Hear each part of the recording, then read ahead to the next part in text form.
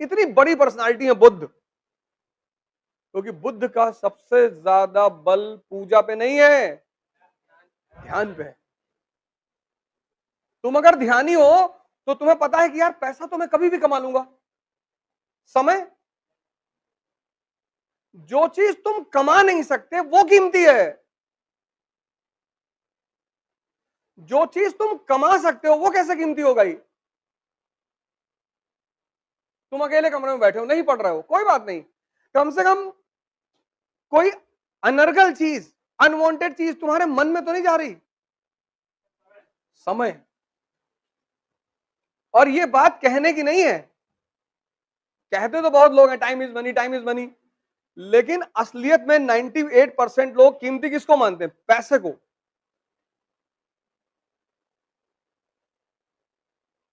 98% लोग दुनिया में पैसे को कीमती मानते हैं। जितने लोग समय को कीमती मानते हैं वो तो पता नहीं क्या क्या करते हैं जीवन में। तुम अपने अगल बगल गौर करना आज से ही, जितने लोग तुम्हें टाइम देते होंगे,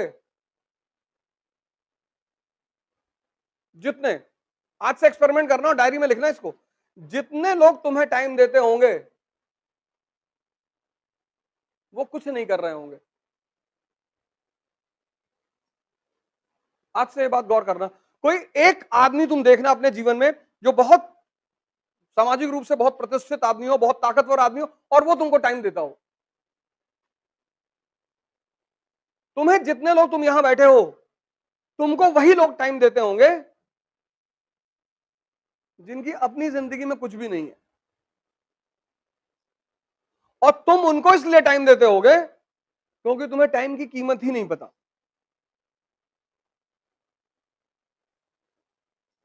जितने भी ताकतवर लोग हैं, चाहे वो पैसे से, चाहे पद से, चाहे जैसे भी, आप उनके साथ बिना मतलब नहीं बैठ सकते। जाओ किसी डीएम के पास 2 घंटे बैठ के दिखाओ, और अगर वो 2 घंटे तुम्हारे पास बैठ गया तो फिर कोई बहुत खास बात है तुम्हारे अंदर,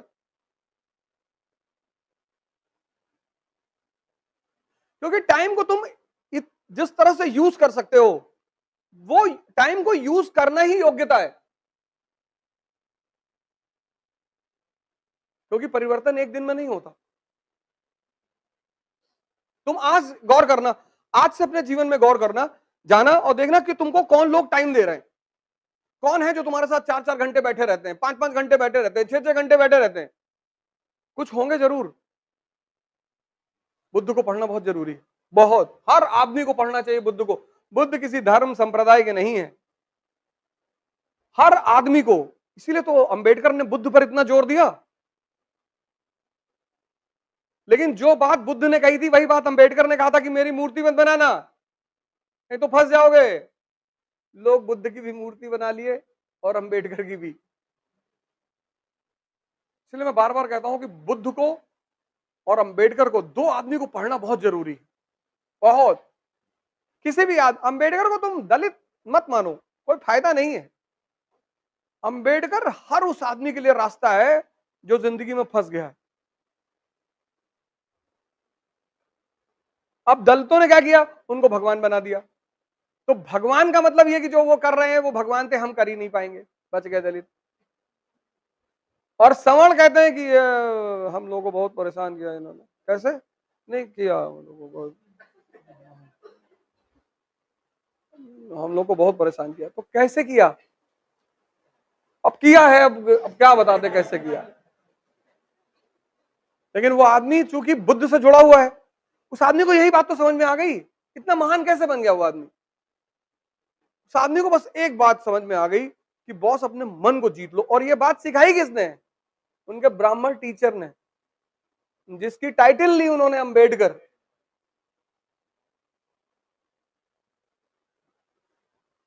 नहीं तो तुम्हें कोई गाली दे और तुम डेली क्लास जाकर बैठ सकते हो? कभी नहीं बैठोगे। लेकिन वो मास्टर जो पीछे बैठा हुआ था ना, वो बताता था कि कोई बात नहीं, कृष्ण को भी गाली पड़ती थी, कृष्ण को भी लड़कियां चढ़ाती थी। अगर तुम्हें कोई, जैसे तुम्हारे पास एक गुरु है और तुम फंसते हो और तुम उसके पास जाते हो और वो तुम्हें कोई एग्जाम्पल दे देता है, तुम्हें थोड़ी चिढ़ाया जा रहा है, कृष्ण। शेष, महेश, गणेश, दिनेश, ये सारे मिलकर अंतर गावे, महिमा गावे। और ताही अहीर की छोहरिया, छछिया वर छाछ पे नाच नचावे।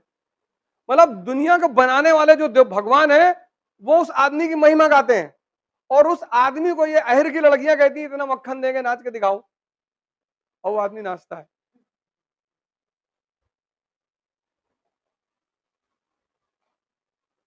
ताही अहीर की चोहरिया, कि इतना पहले नाचो, और वो आदमी भगवान बन गया। और जितने लोग शास्त्र पढ़ रहे थे उनका कहीं कोई नाम ही नहीं है।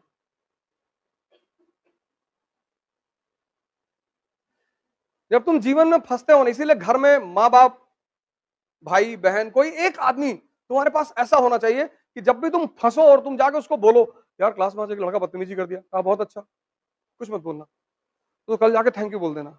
जब गर्दन काटनी है तो गाली देने की जरूरत क्या है?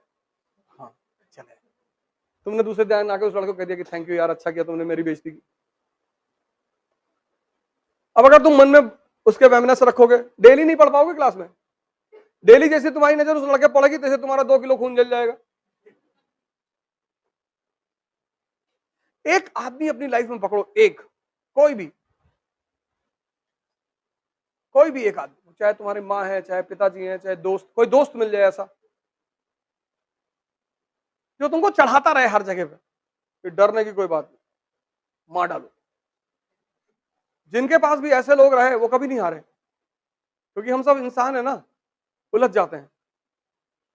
तो उस उलझाहट में अगर कोई आदमी आके एक एग्जाम्पल दे देता है तो बस वो हिम्मत बन जाती है।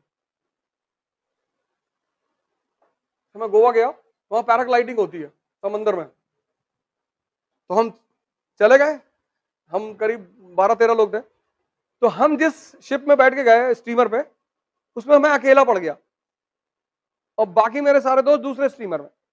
और हम जिस स्टीमर में थे उसमें करीब 9 लड़कियां थी और मैं सबके पीछे बैठा हुआ था। वो जो पैराग्लाइडर था उसने मुझे लगा कि ये सब करेंगी, पहले तो देखा जाएगा कैसा हो रहा है, डर लगेगा तो कह देंगे भैया तबीयत खराब हो रही, नहीं करेंगे। उसने सबसे पीछे से शुरू किया। वो जो आदमी था उसने कहा इधर आ जाओ। मैंने कहा सर मैं तो पीछे बैठा, इधर आओ चलो। अब मुझे लगा कि अरे भगवान, क्योंकि मैं तो ये सोच के पीछे बैठा था कि पहले ये लोग जाएंगी, अगर कोई थोड़ा बहुत खतरा हुआ तो निकल लिया जाएगा कि सर यहाँ दर्द हो रहा है सर। अब भैया जब उसने पानी में उठाया ना, अरे भगवान, अब लड़कियों के सामने तुम रो भी नहीं सकते, एकदम ऐसे खड़ा हुआ था सर, लेकिन हमको ही पता था कि अंदर हो क्या रहा है।